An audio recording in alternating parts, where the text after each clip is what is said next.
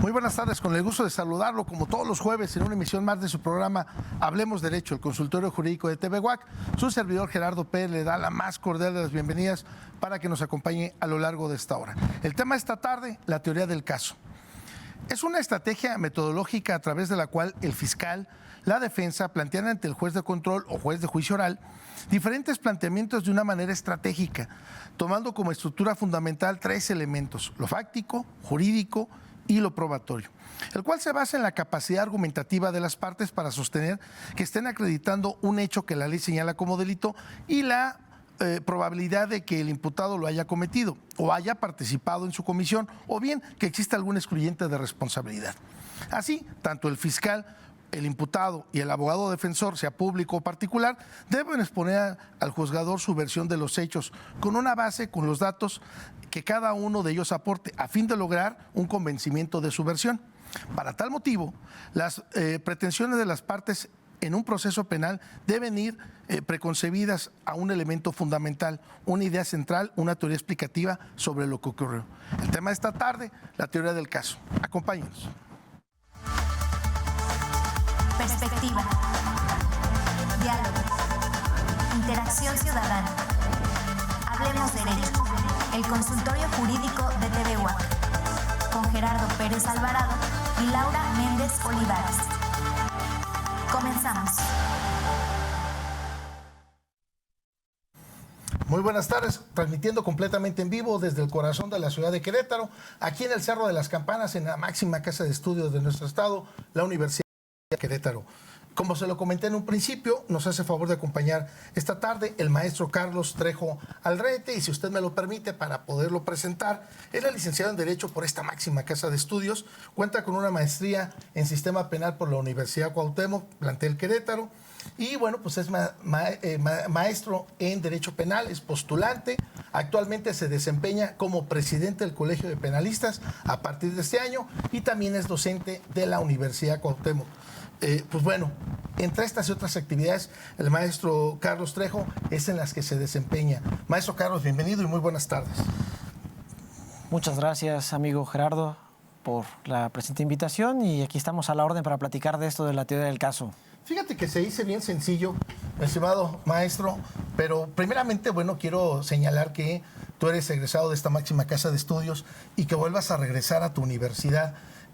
Ya en los diferentes papeles que vienes desempeñando y desarrollando en la sociedad, pues debe ser muy enriquecedor, porque no es lo mismo ser estudiante que ahora ser un profesional en el ejercicio de la palabra, y que puedas cruzar incluso la Facultad de Derecho a la vez, siempre uno con diferentes ojos. Siempre es un gusto regresar a la universidad, y siempre es un gusto ser universitario y participar en diferentes actividades académicas con el gremio y con los universitarios. Pues bueno, maestro Carlos, el punto es, ¿qué es la teoría del caso? ¿Cómo planteamos? ¿Por qué es importante la teoría del caso? Pues hablando de los juicios, en este caso nos vamos a completar en los juicios penales, pero no menos importante podremos hablar de las cuestiones mercantiles, de las cuestiones familiares, las cuestiones laborales, porque a fin de cuentas, pues tienes que tener una metodología, tienes que tener un planteamiento de un problema para que lo puedas desarrollar. Pero en este caso que nos vamos a hablar esta tarde de la materia penal, ¿por qué es importante la teoría del caso? Bien. Bueno, creo que son dos preguntas ahí, constando una y luego la otra. En relación a las materias y la relación que tienen, seguramente en otras materias tendrá la misma relevancia que en materia penal. Sin embargo, pues enfocamos en este tema meramente penal. Decir que la teoría del caso se compone, como hace un rato lo comentabas en la introducción, de tres partes: la parte fáctica, la parte teórica y la parte probatoria, ¿no?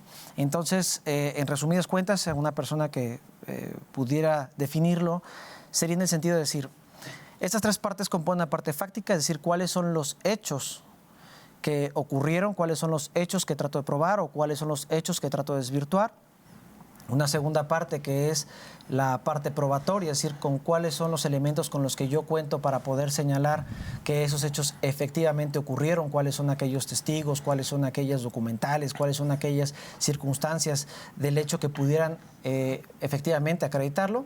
Y en un tercer momento, que me parece que es una parte fundamental, la parte teórica jurídica, es decir, cómo estos hechos que yo puedo probar o que puedo desacreditar constituyen sí o no en alguna hipótesis normativa, por qué constituyen delito, por qué no constituyen delito, o inclusive en el caso de los defensores, cuando nosotros pretendemos señalar que existe una causa de justificación, una causa de inculpabilidad, una legítima defensa, un estado de necesidad justificante, porque esas mismas pruebas y esos mismos hechos constituyen estas salidas y por lo tanto los delitos no se actualizan. Fíjate que tocas algo muy importante. Desde el punto de vista, maestro, en donde efectivamente el derecho es objetivo, no es subjetivo en el sentido de decir, bueno, es que pues la apariencia, o yo me imaginé, o yo pensé, no, es en base a pues el grado de responsabilidad y que esta conducta debe encuadrarse en la norma precisa al delito de que se trate. Damos un ejemplo. En una cuestión de homicidio, dices, bueno, al que prive de la vida a otro, dices, bueno, sí lo prive de la vida, sí está el cuerpo, pero ¿qué crees? Que era en mi domicilio. Y entonces podríamos hablar, como tú atinadamente lo comentabas, de empezar a excluir responsabilidades. De ahí la importancia de hablar de una teoría del caso que nos permita puntualizar hacia dónde vamos y qué pretendemos en un juicio, ¿no? ¿Qué reviste la importancia, es decir, del sistema inquisitivo a hoy al derecho garantista? ¿Cuál es la importancia que reviste hablar de la teoría del caso? Bueno, yo creo que tocas un punto fundamental, porque son dos cosas distintas. Anteriormente en el sistema, normalmente el tema del desahogo de las pruebas era prácticamente una cuestión documental en el que existía esta averiguación previa y luego se iba a un proceso penal en el que todo era sumamente sintetizado en un expediente para resumirlo en términos generales. Sí había preguntas, sí había una serie de confrontación, pero era mínima.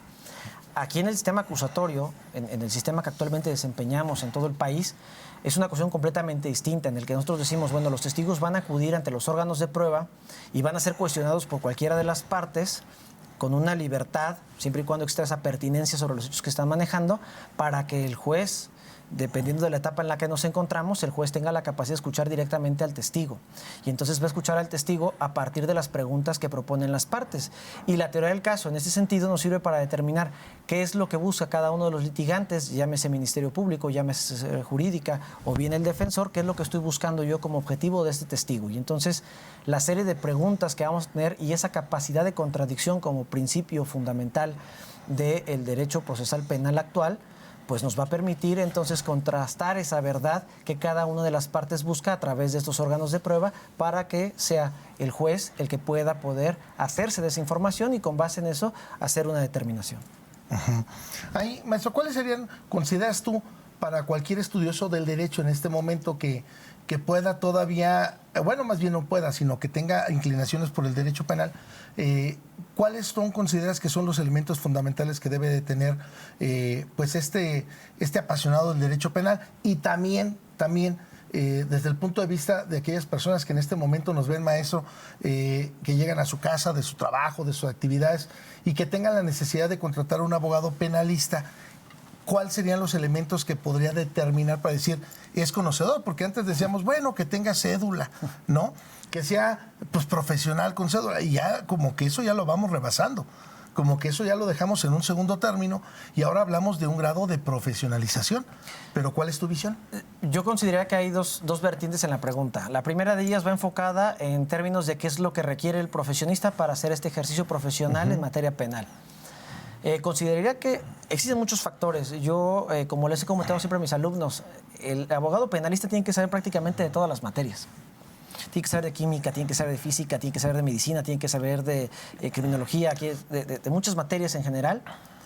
Pero importante, yo diría, hay que saber teoría del delito, es decir, uno tiene que tener perfectamente establecido cuáles son los elementos que integran un delito, cuáles son los elementos que integran la descripción típica penal, para poder construir esta teoría jurídica de la que estábamos hablando.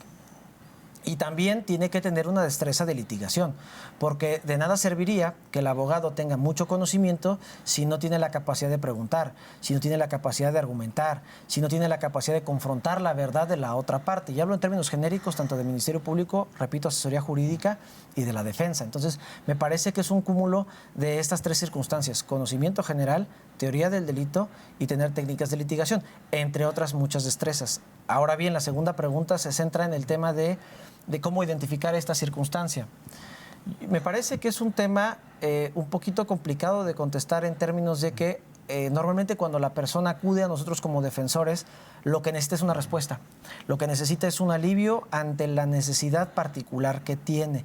Es decir, su familiar, su conocido, su amigo se encuentra ante una circunstancia sometido a un procedimiento penal y normalmente acuden a la gente que conocen. La recomendación que yo creo, porque yo soy una persona que creo firmemente en la especialización en materias de disciplinas del derecho, es que acudan ante una persona que sea penalista para tratar un tema penal. Si se trata de derecho mercantil, que acudan ante un mercantilista. Si es laboral, ante un laboralista. Entonces, regresando al tema, yo diría que la esencia de una persona para llevar una defensa tiene que ser un penalista. Sí. Ahora, maestro, en la cuestión de la vida del día a día, quiero regresar a la primera parte que tú comentabas, porque tú dices, bueno, un abogado pues debe de conocer de física, debe conocer de química, debe conocer incluso pues de anatomía, porque estás de acuerdo que no es lo mismo que me digas, ay, bueno, mira, la persona presenta una lesión, una escoriación, o esta lesión sí le va a dejar una cicatriz permanente en cara porque daña la dermis o la epidermis, etcétera.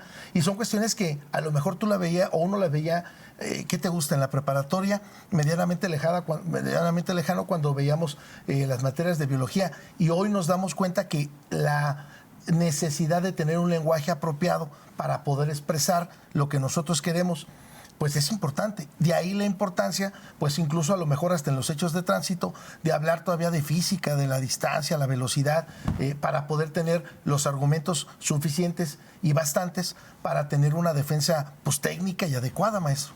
Sí, claro, lo que comentas es muy importante. Mira, yo estoy recordando ahorita un ejemplo de un juicio real que tuve hace aproximadamente año y medio, en el que nosotros decíamos, bueno, lo que estamos planteando es el perjuicio que se causa por la ocupación ilegal de un inmueble, por ejemplo. Y entonces el perito en aquel momento estaba contabilizando cuál era este perjuicio en virtud de los CETES. Y entonces la defensa empezó a preguntarle de que si los CETES estos y los CETES aquellos, y solamente de escuchar las preguntas que estaba realizando el abogado defensor, dijimos, ah, caray, es que no sabe de qué se tratan los CETES, cómo se calculan los CETES, que es un tema económico-financiero. Y entonces el perito, que sí conocía en ese momento, es un perito en contabilidad, decía, pues que no le entiendo la pregunta y no le entiendo. Y esto impacta directamente en la teoría del caso, porque si lo que la defensa trataba de establecer era que no había un perjuicio y no dominaba el lenguaje económico-financiero de aquel perito contable, pues no es posible generar las preguntas necesarias para que ese perito aporte la información que robustezca o no nuestros hechos y, en su defecto, la teoría jurídica que estoy tratando de probar o que estoy tratando de desvirtuar. Maestro, ¿y también te ha tocado asuntos en donde la defensa pueda ser pasiva y en un momento puedas decir, ah, caray, como que a lo mejor la defensa no sé si esté trabajando o no, pero sabe cuál es la teoría del caso que está planteando? Sí, yo creo que esto es muy importante porque muchas veces, voy a decirlo de forma personal, nos engolosinamos con las preguntas, ¿no? Y una vez que empezamos a preguntar, como que nos da esa sed de seguir preguntando y sobreabundando el tema, y me parece que no va por ahí. Cuando uno tiene muy claro los objetivos de cuál es el hecho que trato de probar y este testimonio en particular, qué es lo que puede aportar a estos hechos, entonces el cúmulo de preguntas se reduce de tal forma que podemos establecer exactamente los objetivos que necesitamos plantear. Me vienen a la mente dos cuestiones. Una, precisamente sobre lo que comentas, amigo Gerardo, en razón de que esa es una anécdota que me contaron, que sucedió en Querétaro hace algún tiempo, en el que un defensor se sienta, empieza el desfile probatorio y llegan el octavo testimonio y ya va por el último y jamás preguntó nada. En aquel momento la juez dudó inclusive de la capacidad técnica que pudiera haber tenido o no el abogado, pero ese último testigo le hace 3 o 4 preguntas suficientes para desvirtuar totalmente el caso, totalmente el hecho que se estaba controvirtiendo. Y entonces, Pues la reacción que hubo en ese momento es que efectivamente se utilizó una teoría del caso totalmente efectiva. ¿En qué sentido? No trata de llegar y preguntar por preguntar, sino que buscaron específicamente el testigo que necesitaban para poder acreditar su dicho. Y en un segundo término recuerdo ahorita también un asunto reciente en el que un juicio, que normalmente son juicios duran 2, 3 días, dependiendo de la cantidad de testigos, en aquel momento eran 9 testigos, los desahogamos como defensa en tan solo 5 horas. 5 horas, 9 testigos completitos, los desahogamos con incorporación de pruebas documentales, sin mayor problema, porque realmente lo que buscábamos las partes me parece que fue un ejercicio muy completo por parte de todos los que nos encontrábamos ahí, en el sentido de que buscábamos perfectamente qué era lo que necesitábamos buscar con cada testigo, qué preguntas hacerle, y si había testigos, por ejemplo, que no había que preguntarles nada, pues no se les preguntaba nada, porque no aportan a mi teoría del caso, no aportan a mis hechos, no abonan a mi teoría jurídica. Claro. Y aquí es importantísimo eso. ¿Qué me va a aportar? Vamos, más bien, ¿qué voy a demostrar con cada testigo que yo quiero presentar? No es ahora sí que menos es más, maestro. No es que, a ver, que nos diga dónde se encontraba el día 16 de marzo a las 5 de la tarde. Bueno, pues es que salía y estaba un día muy soleado y luego tomé mi vehículo y se me ponchó la... No, a ver. ¿Dónde se encontraba usted de tal hora a tal hora? Punto. ¿Para qué ahondar más si no me va a beneficiar nada? Y eso también es la estrategia del abogado en poder delimitar qué es lo que quiero de ese testigo, qué me va a aportar ese perito. Sí, y eso también es muy relevante. ¿En qué sentido? Naturalmente que todos somos personas. Y entonces el juez que tiene o jueza que tiene una circunstancia muy importante dentro de lo que va a dirimir, pues la postura es de escucha. Generalmente la postura que deben tener las juezas y los jueces es de escucha de lo que está sucediendo en ese momento. Y entonces, si las personas que participan como operadores del sistema, como postulantes, ya sea desde el punto de vista de fiscalía, seguridad jurídica o defensores, comienzan a hacer preguntas o permiten que el testigo empiece a divagar de esta forma en la que no abona, por supuesto, lo que veníamos planteando en un principio, lo que va a generar es un cansancio general, no solamente para las personas que estamos interrogando, sino también para las personas, en este caso juezas y jueces que están escuchando. Y esto es un efecto perjudicial. ¿Por qué? Porque también esa energía que pudiera tener un juez está humanamente limitada a las propias circunstancias. Y lejos de aclarar, maestro, va a confundir. Claro, porque empezamos a generar más información de la necesaria. Y algunos dirán, es que entre más información tengan, más difícil que decidan. Yo creo que no, porque si somos claros en la postura desde el principio y establecemos, por ejemplo, un alegato de apertura, yo vengo a este juicio a establecer este punto en particular. Listo. En el tema que comentaba yo de los 9 testimonios, en ese momento se planteaba la circunstancia de decir, a ver, yo no estoy negando que el hecho haya o no ocurrido, yo solamente voy a decir que ellos no participaron. ¿Para qué me enfoco en términos de que si hay detrimento o no hay detrimento, que si ocurrió el hecho? Nada más que estas personas no participaron. Y entonces cuando vamos ciñendo esa circunstancia por tener clara precisamente esta teoría del caso, tanto fáctica como probatoria como jurídica, pues nos permite agilizar las circunstancias y lógicamente obtenemos muchos mejores resultados. Sí, se da mucho este tipo de asuntos en lesiones o homicidio, maestro, en donde incluso en la mecánica de lesiones tienes que determinar cuál fue la lesión que originó la muerte, ¿no? Y entonces, ¿para qué me sirve a mí los 9 testigos? Yo quiero puntualizar simple y sencillamente quién le hizo qué cosa a tal persona. ¿Para qué ahondar más y decir, bueno, es que vamos a confundirlos a todos? No, porque va a haber una autoridad determinada y todos van a tener una sanción, ¿no? A veces es complicado, ¿no? Sí, aquí lo que mencionas es yo diría un error que nos puede pasar a cualquiera. ¿En qué sentido? Yo quiero probar un hecho, pero entonces yo trato de probar todo el hecho en general. Y entonces yo pretendo que todos los testigos hayan visto las cosas de la misma forma. Es un error garrafal. Un primer error, claro. ¿Por qué? Porque los testigos van a ver como un prisma, cada uno a partir del cristal con el que cada uno está mirando las circunstancias. Y por eso debemos de definir, a ver, este testigo apreció estos hechos de esta naturaleza.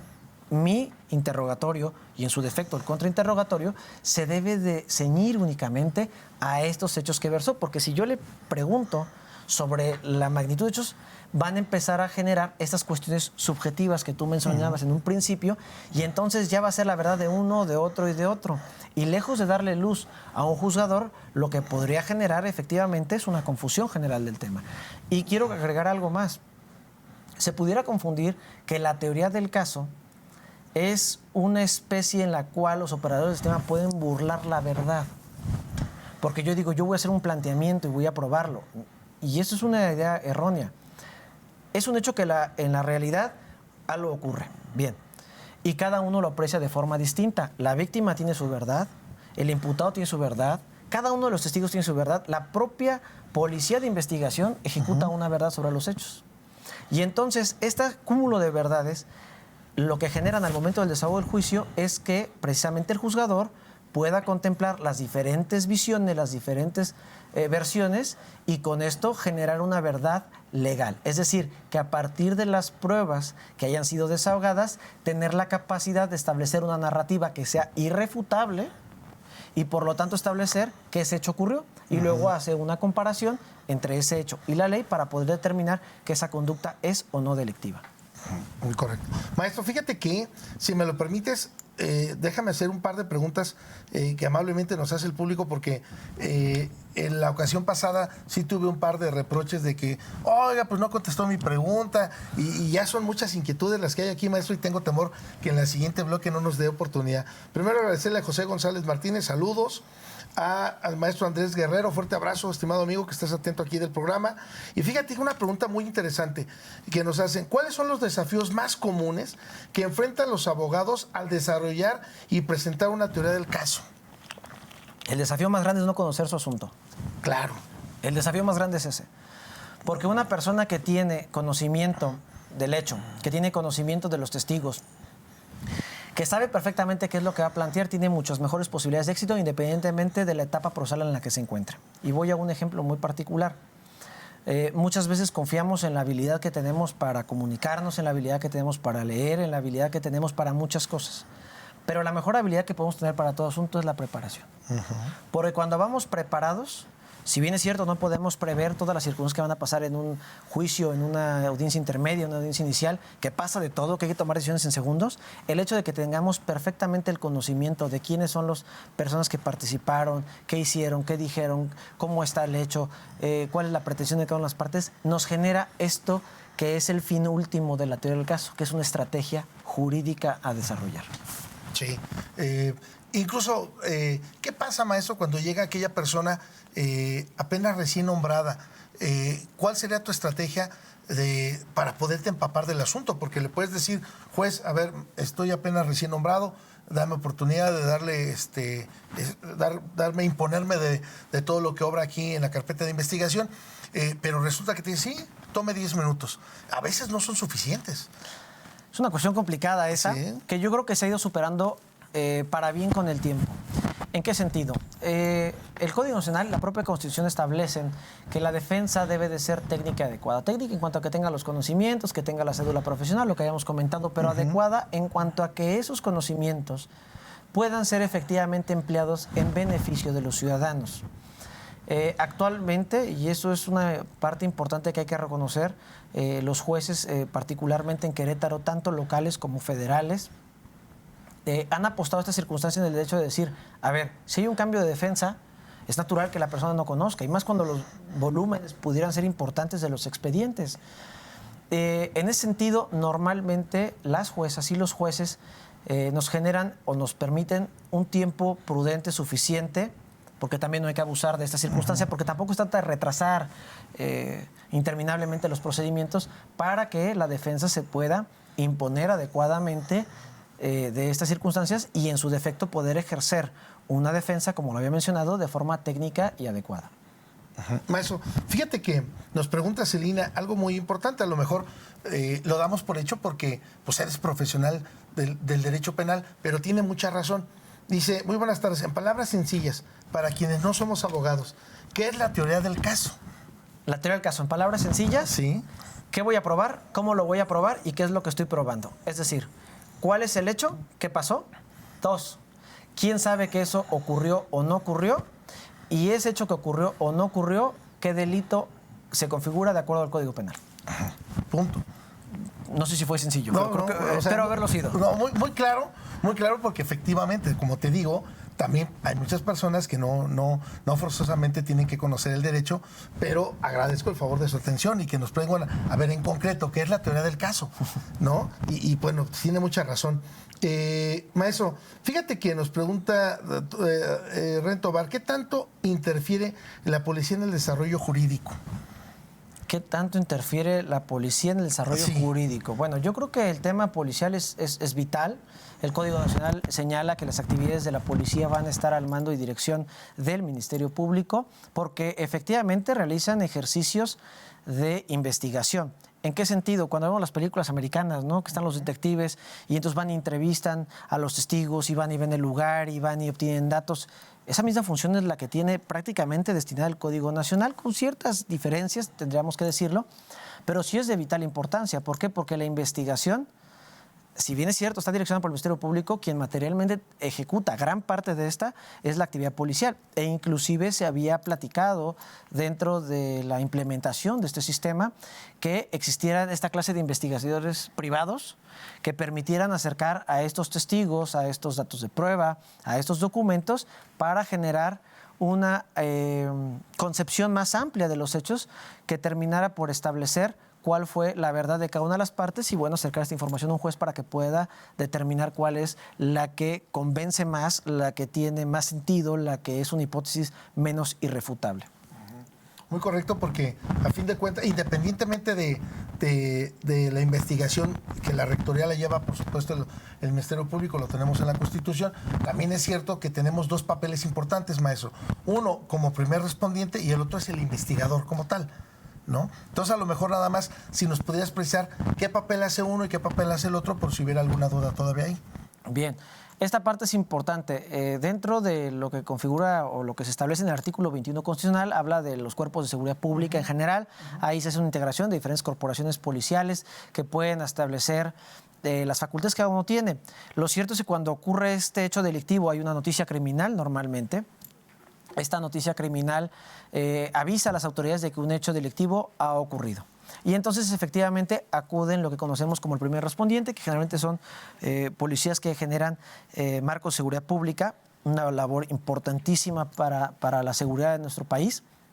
Y entonces ellos lo que hacen es preservar, asegurar el lugar del hecho, si es posible empezar a adelantar con el tema de entrevistas y una vez que ya tienen esta circunstancia, pasan esta investigación, su informe policial homologado, su control nacional de detenidos, los informes que puedan generar, las entrevistas que tengan, al Ministerio Público. Una vez que el Ministerio Público conoce esta información, determina cuáles son aquellos actos de investigación tendientes a esclarecer el hecho delictivo y entonces pasa a esta policía de investigación del delito para que efectivamente ejecute esos actos de investigación y entonces se junte todos los actos de investigación y podamos determinar el fin de la carpeta de investigación. Sí. Completamente. Maestro, antes de ir cerrando, nos queda un par de minutos para cerrar este primer bloque, pero me gustaría que nos pudieras comentar qué papel juegan los principios constitucionales de los derechos humanos en la construcción de una teoría del caso. Los principios constitucionales del sistema penal, de la ejecución. Tú ahorita comentabas, tenemos el artículo 21, pero también es muy cierto el artículo 14 o 16 que señala que nadie puede ser molestado en tus bienes, propiedades, papeles. Entonces, ¿cuál es la importancia de estos principios constitucionales que los tendríamos, no sé, bueno, no sé si del 1 al 29 o 28 en la teoría del caso? Yo creo que también es importante. ¿En qué sentido? O muy importante. La teoría jurídica se basa no solamente en el delito, sino las circunstancias que hay alrededor del delito. ¿Por qué? Porque yo puedo tener una prueba y esa prueba puede establecer efectivamente un hecho, pero ¿qué pasa cuando esa prueba es obtenida de forma ilegal? Exacto. Impacta en la teoría jurídica, que mi teoría jurídica va a decir, oye, por ejemplo, yo obtuve una telefonía en la que puedo establecer que una persona hizo contacto con otra persona y por lo tanto puedo establecer un vínculo. Bien, entonces, quien vaya a venir a hablar de este tema va a decir que había vínculo entre las dos personas. Ya tengo mi teoría probatoria y mi teoría fáctica. Ay, pero hay un problema en la teoría jurídica. Resulta que no fue obtenida esa información de telefonía conforme a las bases constitucionales porque no se solicitó la autorización judicial federal para poder obtenerla. Y entonces mi teoría jurídica, ¿cuál será? oye, es que yo no niego que existe esa prueba, yo no niego que existe ese hecho, pero yo lo que estoy diciendo es que no había una base legal para poderla obtener. Y este no es un tema de decir, vamos a dejar impune un hecho delictivo, porque lo que se trata es que todos los ciudadanos en igualdad de condiciones seamos juzgados acorde a los parámetros constitucionales, normativos y sobre todo parámetros inclusive internacionales. Si no, ¿de qué serviría que México tuviera pues los tratados internacionales y tampoco los vamos a acatar, ¿no? Sí, totalmente. El objetivo es tener un sistema transparente de justicia con igual de oportunidades para absolutamente todos los justiciables. Muy correcto. Bueno, maestro, pues bueno, vamos a la primera pausa de este primer bloque. Le recuerdo que puede ponerse en contacto con nosotros a través de la página de Hablemos Derecho, y el cual estaremos dándole lectura a todas y cada una de las inquietudes, como lo viene realizando, repito, Alfa Inmobiliaria, Celina, Rento Bar, Andrés Guerrero, Axel Ramos, Julieta González. Y bueno, pues vamos a la pausa y regresamos. Estamos en su programa Hablemos Derecho, el consultorio jurídico de TV UAC. Regresamos.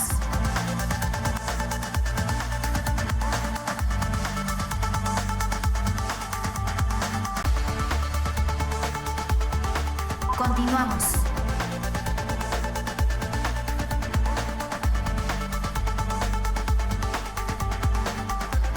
Estamos de regreso completamente en vivo. Si usted nos hace el favor de sintonizar en este momento, le recuerdo que está en su programa Hablemos Derecho, el consultorio jurídico de TV UAC, y estamos hablando esta tarde de la teoría del caso, y nos hace el favor de acompañar el maestro Carlos Trejo Aldrete, presidente del Colegio de Penalistas de nuestro estado de Querétaro. Y bueno, si usted me lo permite, le voy a dar lectura a las preguntas que tenemos ya, que amablemente usted nos hace el favor de hacer llegar a través de la página de Hablemos Derecho.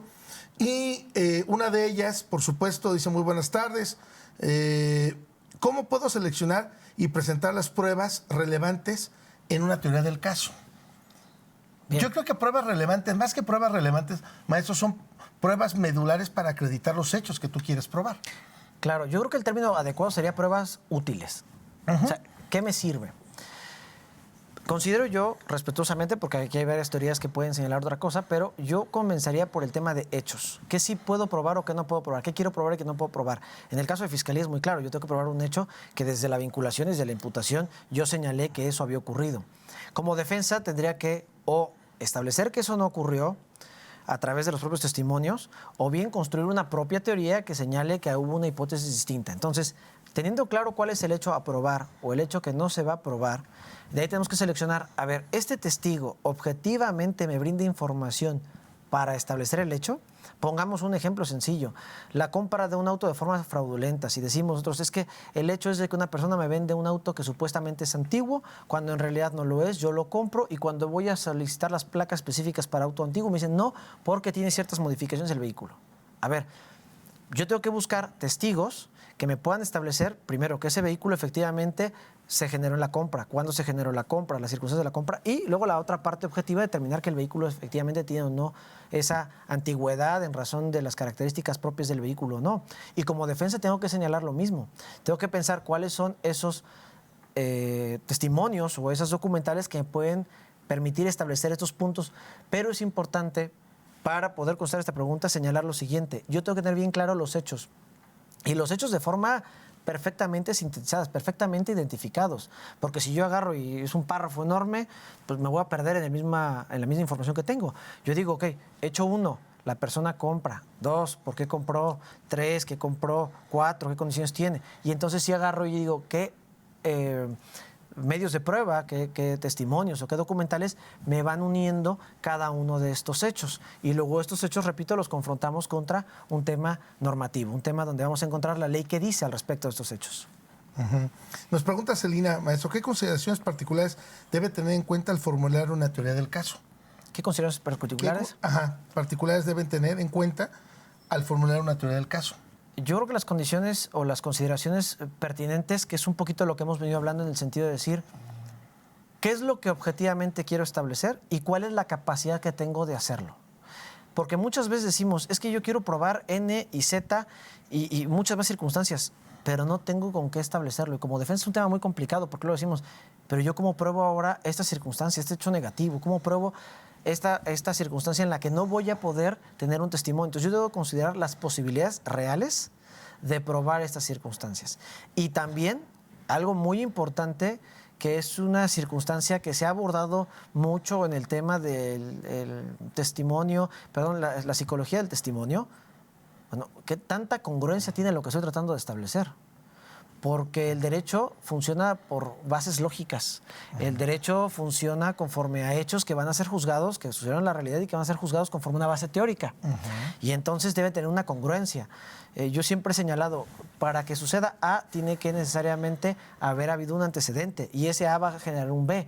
No una teoría causalista propiamente, porque si no van a linchar a aquellos funcionalistas o finalistas del derecho, sino simplemente establecer que debe de haber una cronología lógica de los hechos. Y yo debo tomar en cuenta que esta historia que estoy tratando de probar o de desaprobar tiene una congruencia. Y cuando yo genero esta postura de la defensa, yo puedo cuestionar válidamente cuál es la congruencia de los hechos que está tratando de imputar la Fiscalía. O sea, es decir, ¿cuál es la coincidencia? Y hace unos días tuvimos la oportunidad de escuchar a una jueza de Querétaro en materia de juzgar con perspectiva de género. Y ella decía en su ponencia algo muy importante. El contexto en el cual ocurren los hechos es de vital importancia para poder resolver los mismos. Es decir, no solamente el hecho, sino todas aquellas circunstancias que atestiguan y son contiguos a la realización del hecho delictivo que pudieran dar luz. Yo creo que son consideraciones muy importantes que muchas veces los defensores o los ministerios públicos dejamos por fuera, en el sentido de decir, me centro al hecho y de ahí no me salgo. No, bueno, es que todo tiene una causalidad, todo tiene un porqué, y eso es una consideración vital y muy importante al momento de plantear esta teoría del caso. Ahí me surge la siguiente pregunta. Maestro, ¿es válido modificar nuestra teoría del caso? ¿Es válido? Bueno, es una pregunta muy complicada porque ahí yo creo que sí hay una diferenciación. ¿Válido modificar la teoría del caso? Yo creo que parcialmente, en términos de fiscalía, parcialmente, porque tenemos un sistema que, si bien es acusatorio, es de litis cerrada para el Ministerio Público. Desde el momento en que vincula, la Constitución dice y el Código Nacional dice, 318 del Código Nacional, este es el hecho por el cual seguirá el procedimiento. Entonces ya no puedo variar la parte fáctica. Podré cambiar la parte probatoria, sí, decir a este testigo me servía ahorita, pero ya no me sirve más adelante, quizás. Y la teoría jurídica no la puedo variar tanto con respecto al hecho. Y la defensa sí tiene un poquito más de libertad en ese sentido, porque conforme van avanzando los procedimientos, las etapas del proceso, pues vamos viendo que o se van esclareciendo nuevas circunstancias o vamos viendo cómo se obtuvieron ciertos medios de prueba o datos de prueba o pruebas en su defecto, y eso puede ir generando esa modificación. En resumidas cuentas, yo diría que la Fiscalía está un poquito más limitada en esa parte, y que la defensa sí tiene un poquito más de margen de maniobra. Y esto no es una cuestión de desigualdad tampoco, porque finalmente lo que está tutelando es que se llegue a un juicio, y perdón por la palabra, pero un juicio justo. Incluso se da mucho en las cuestiones de delito patrimonial, maestro, porque puedes a lo mejor vincular por un robo calificado derivado de una relación de trabajo y resulta que no, que era fraude. Entonces, a lo mejor ahí tú dices, ok, vamos a seguirle ahí, nos vamos incluso a lo mejor hasta un juicio, y tengo elementos muchos para desvirtuar la hipótesis inicial, porque ya no la puede reclamar, ya no la puede modificar. Hay un ejemplo que tengo ahorita que estamos litigando precisamente. No, tú coméntalo, compártelo, no digas las partes, pero coméntalo. Porque es muy complicado, es un tema federal en el que originalmente era una competencia local en Ciudad de México, de lo que parecía un fraude. Y entonces, después de lo que sucede en la vinculación a proceso, llega un juez de distrito y nos dice, no, espérame, no es un fraude, es un tema específico bancario, regulado en una ley bancaria, y nos dice, es por este lado. Ahí actuamos como defensa. Nosotros creo que estoy de acuerdo en ese criterio. Y después, bueno, la competencia se viene para acá, para Querétaro, es donde entramos nosotros en el tema. Y entonces, al momento de llegar a la etapa intermedia, la estrategia que tenía originalmente de defensa, que había propuesto la defensa originalmente, cambia brutalmente. Claro, y la teoría del caso es completa, porque ahora decimos, a ver, pero primero es válido ahí. Perfectamente válido, porque las circunstancias cambian y por lo tanto pues hay que cambiar la estrategia también, porque finalmente no se trata de decir quién es la verdad más uno o más el otro, se trata de que los litigantes, los postulantes, llámese Ministerio Público, repito, Asesoría Jurídica y defensores, vayamos modificando también la estrategia acorde a las circunstancias que se van presentando. Nos pasa un asunto, ¿qué pasa si un testigo fallece? Y entonces tengo que hacer una incorporación por lectura. Pero entonces, ¿cómo ahora, si mi estrategia estaba basada en poder contradecir a este testigo, ahora cómo lo contradigo si lo único que va a pasar en el juicio es que se va a incorporar? Y entonces hay que variar la estrategia en virtud de lo que también procesalmente va ocurriendo. Y me parece a mí que desde el punto de vista de la defensa es más la liga, podemos estirarlo un poco más que desde el punto de vista de la acusación. Y es correcto también, ¿no? Claro, porque va variando y finalmente lo dice la presidenta magistrada. El tema aquí está en que justamente la persona a la que se va a acusar es el eslabón más débil en el sistema penal acusatorio. Y por lo tanto también hay que darle más garantías. Y eso es algo muy importante. Platicaba yo en algún momento con algún juez federal y él dice, es que yo emito mis resoluciones desde el punto de vista de que todos somos ciudadanos y todos nos podemos encontrar ahí. Y entonces un tema de profesionalización que no genera impunidad, sino que al contrario, va mejorando los estándares de justicia que vamos teniendo, los estándares de transparencia que existen, que dicho sea de paso, bueno, Querétaro se ha privilegiado por tener este tema de transparencia. Bueno, sí, es correcto. Entonces, maestro, nos pregunto, bueno, nos felicita, y digo nos felicita M. Luisa Alfa porque dice... Felicidades el programa porque son temas importantes para nuestra sociedad. Y claro, por supuesto. Julia Terrazas, muy buenas tardes, excelente programa. Miguel López, muy buenas tardes. Quisiera preguntar, ¿cuál es la importancia de la coherencia en la teoría del caso y de la evidencia que vas a presentar o de la evidencia presentada? Que era un tema que platicamos un segundo, ¿no? Que más bien cambiaré un poquito sin modificar la pregunta que nos están haciendo. Más coherencia, diría congruencia, entre lo que estoy probando y precisamente lo que se va encontrando dentro de los testimonios y del acervo probatorio que se puedan hacer las partes para poder establecer esta teoría fáctica que hemos comentado. Evelyn nos dice, buenas tardes, ¿qué factores constituyen la teoría del caso y cuál es la importancia de poner en práctica en las audiencias orales? Abundando un poquito más en ese sentido, platicábamos hace rato de la preparación. Entonces, si yo tengo claro los objetivos, puedo yo tener un mejor desempeño a lo largo de las diferentes etapas. Y esta parte también es importante retomarla.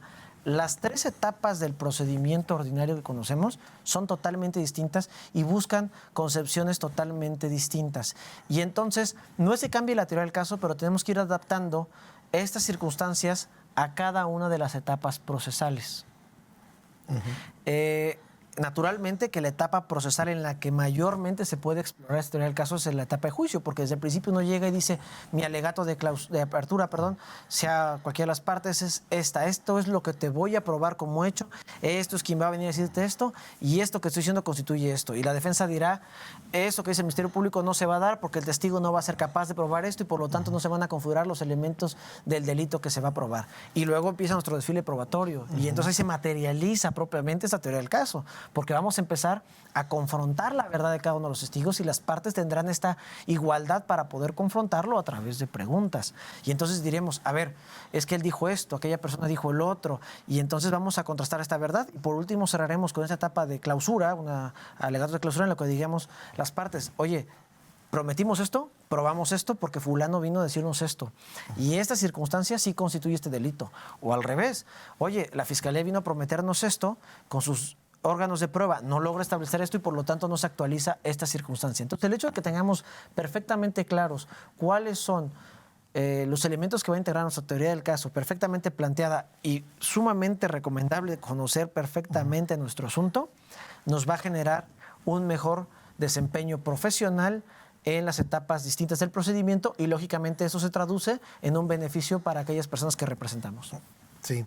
Maestro, nos preguntan en este momento, creo que ya veamos medianamente contestado esta pregunta en el primer bloque, pero agradezco el favor de su atención. A lo mejor se conecta hace un momento y dice, ¿qué diferencia notable existe entre la teoría del caso del sistema inquisitivo y el actual sistema acusatorio?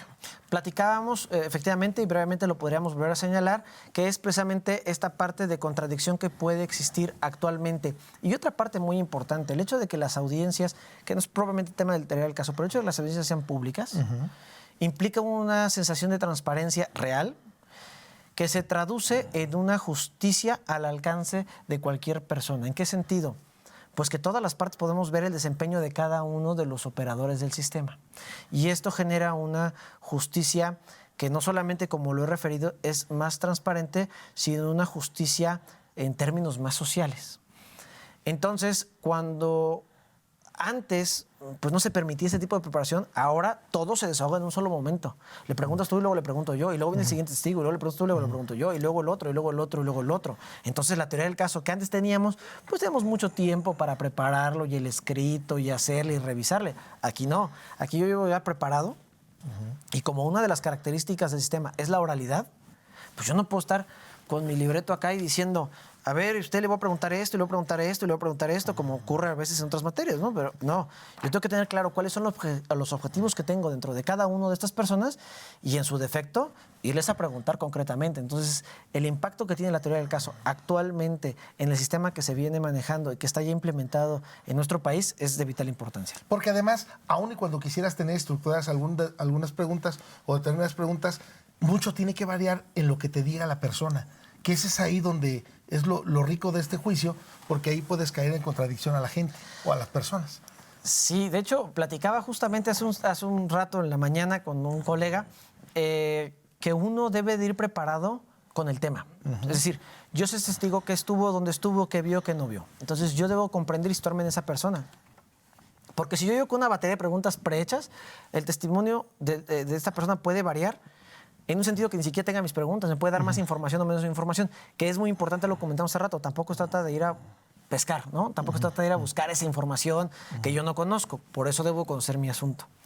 Y entonces, pues yo debo de hacer preguntas tendientes a establecer mis temas principales, más allá de tener preguntas preparadas. Y algo también que es muy importante, la sensibilidad que tú comentas, la sensibilidad que tenemos sobre los testigos, porque muchas veces nos ha tocado que llegan testigos de cualquiera de las partes muy preparados, ¿no? Llegan sentados muy correctos y mañosamente aleccionados. Sí, bueno, vamos a decirlo menos, ¿no? Pero a lo mejor que tiene una postura muy firme, ¿no? Las manos adelante, que están perfectamente ahí, que cuando le hacen preguntas contestan de la pregunta que los ofertó.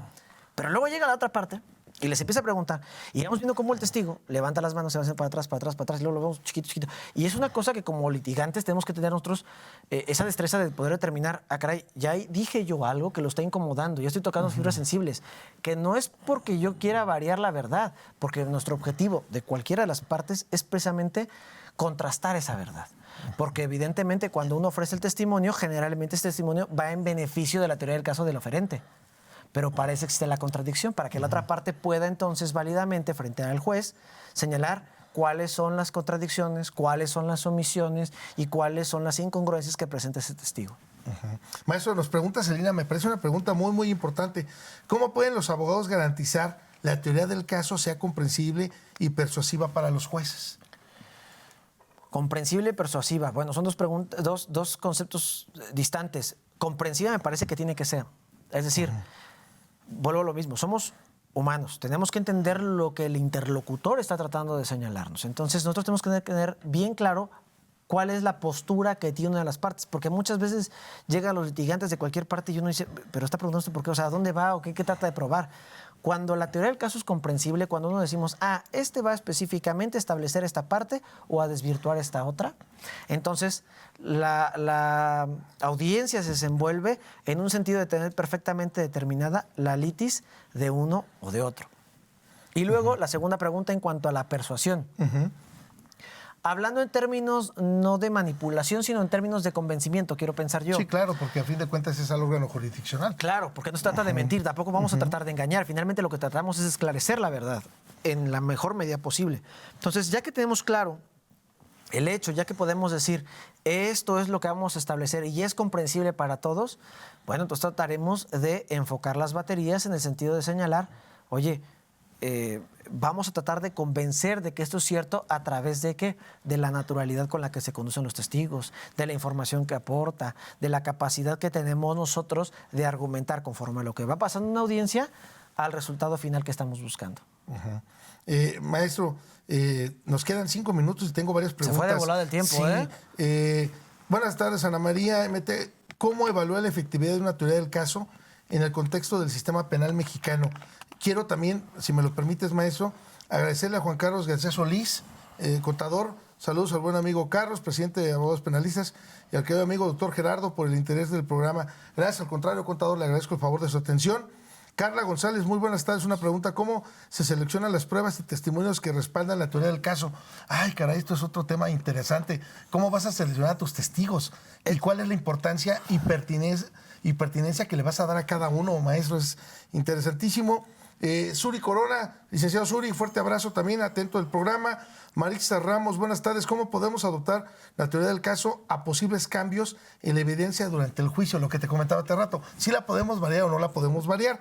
Maestro, no sé si podríamos que nos podamos apoyar en estas preguntas, para ir cerrando también y que me puedas dar un mensaje final, porque nos quedan 3 minutos, maestro. Bien, me quedo con lo que escuché rápidamente, pero uno es el tema de la selección. Sí. Mucho de lo que hacemos nosotros, por ejemplo, en el despacho es, previo a determinar que esa persona va a ir a un juicio, escucharla y hacerle un pequeño ejercicio de esta circunstancia. Porque muchas veces tienen mucha información, pero si no la saben aportar. Pero si al momento de preguntar no la vamos a poder determinar, y esa es una cuestión de valoración dentro de la teoría del caso en la parte probatoria, ¿no? Entonces, ¿qué tenemos que hacer? Empaparnos del asunto, conocer a los testigos, preferentemente, si es posible, ir a los lugares de los hechos para conocer, para poder tener toda la noción de lo que está sucediendo, porque ¿cómo le voy a preguntar yo a un testigo algo si no conozco el lugar en el que ocurrieron los hechos? La persona sí lo conoce, pero si yo digo, se encontraba una mesa, se encontraba una planta, se encontraba esto, me va a generar una perspectiva. ¿Había luz natural o artificial? Claro, me va generando una perspectiva del derecho, una perspectiva de lo que voy a hacer con el testigo. Y bueno, pues cerrando un poquito el tema, porque pues sí se nos fue bastante rápido. Yo considero que el ejercicio profesional de los abogados debe de ser siempre en función de las personas que están sujetas a un procedimiento, y debemos ser profesionales en todo lo que hacemos, y lo que buscamos nosotros también, y es muy importante dentro del Colegio de Penalistas, nuestra función es la profesionalización y la especialidad en cada uno de los litigantes. Buscamos que en el colegio estén personas especializadas que generen prácticas éticas y prácticas profesionales, y te agradezco mucho el espacio, y pues yo inclusive, si me lo permites, dejo abierto el canal a través de mi teléfono particular sin problema, es el 442-305-9479 para efectos de contacto. Muchas gracias por la invitación, amigo Gerardo. No, maestro, al contrario, te agradezco enormemente, porque mira, también maestro Carlos Rojano, fuerte abrazo. Tenemos una actividad académica en próximos días también ahí con el maestro Carlos Rojano, ya maestro jubilado de nuestra máxima casa de estudios, igual lo ubicas perfectamente claro bien. Que sí. Un excelente invitado, gracias abogado, una gran persona, nota su enorme conocimiento. Saludos a ambos. Muchas gracias. Fuerte abrazo, maestro Carlos. Y bueno, si usted me lo permite, también quiero agradecerle a todo el personal de aquí de equipo de TV WAC, que sin ellos no sería posible realizar el programa, a Viridiana Santana aquí en piso, a Francisco Malgado, nuestro productor, a Edith Segura, a Denise Sánchez, y por supuesto la grata y la tinencia de Yamile Hernández, que nos apoya para que también todo esté aquí pendiente de nuestro programa y las atenciones. Maestro, comentabas precisamente la importancia de la profesionalización. Aquellas personas que practiquen el derecho penal, que se aboquen al derecho penal, pueden acercarse a tu colegio rapidísimo. Con mucho gusto pueden acercarse. Las redes del colegio están en Facebook, en Instagram, y personalmente a mi teléfono particular. Con mucho gusto, maestro. Bueno, pues le agradezco enormemente. Recuerde que tenemos una cita con usted el próximo jueves en una emisión más de su programa Hablemos de Derecho. Hasta el próximo jueves. Gracias, maestro. Gracias. Muy amable. Gracias por acompañarnos. Los esperamos en la siguiente emisión de Hablemos Derecho, consultorio jurídico de TV WAC.